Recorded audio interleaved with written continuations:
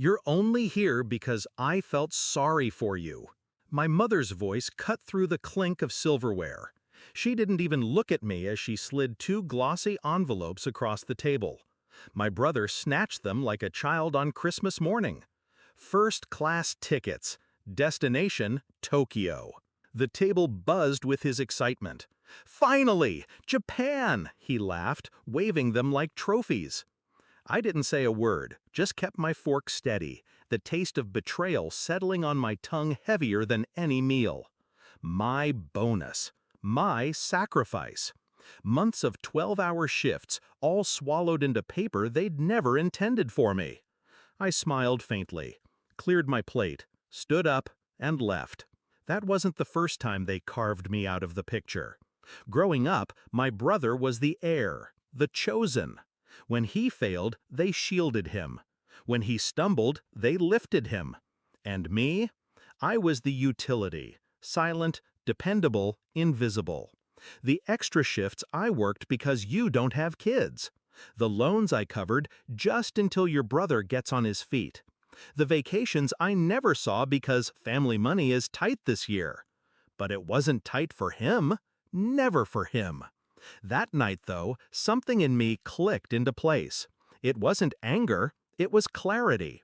If they saw me as a wallet, then fine, but a wallet can close. The plan formed with surgical precision.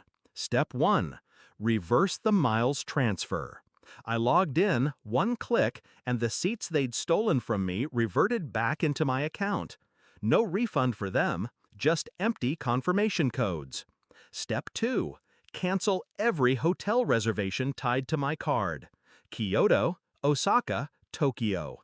Each one undone in silence.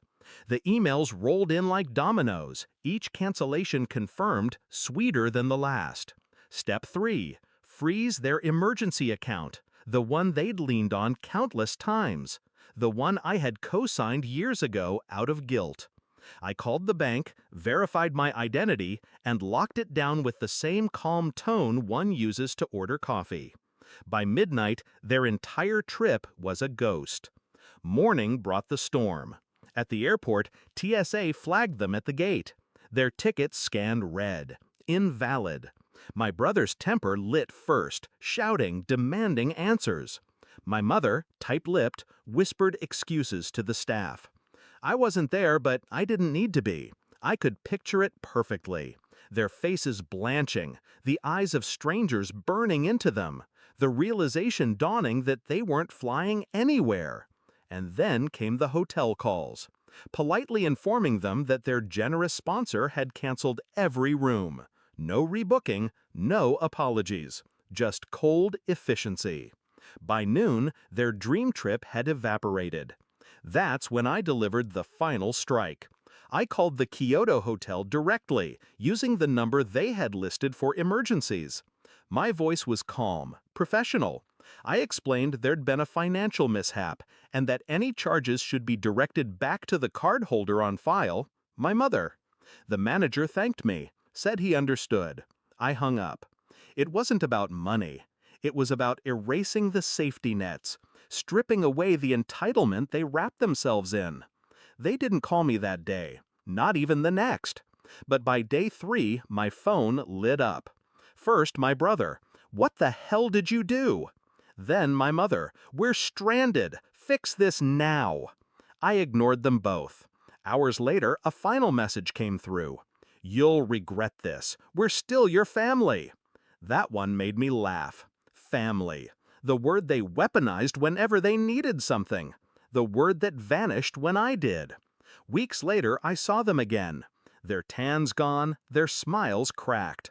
They had no photos to show, no stories to tell, just bitterness clinging to them like a second skin. My mother confronted me in the kitchen. "You embarrassed us. Do you understand? You left us humiliated." I met her gaze, steady. "No. I left you exposed." There's a difference. Her mouth opened, but no words came. For once, she had nothing to throw at me. Here's what they'll never admit out loud. That trip was supposed to be their victory lap. a celebration of favoritism dressed as family bonding. They thought they could use me, discard me, and still take off smiling at 30,000 feet. But planes don't leave the ground when the foundation rots. I didn't ruin their trip. I simply reminded them whose name had paid for it, whose silence had carried them all these years, and how quickly that silence could turn into action. Now, when they look at me, I see something new in their eyes. Not love, not even hate, fear. They know I'm done playing the fool at their table. They know the wallet has teeth. Do I regret it? No. I regret waiting this long. Because revenge isn't about shouting. It's about letting them choke on the silence while their world collapses, one reservation at a time. And I gave them silence. The kind that echoes. The kind they'll never forget.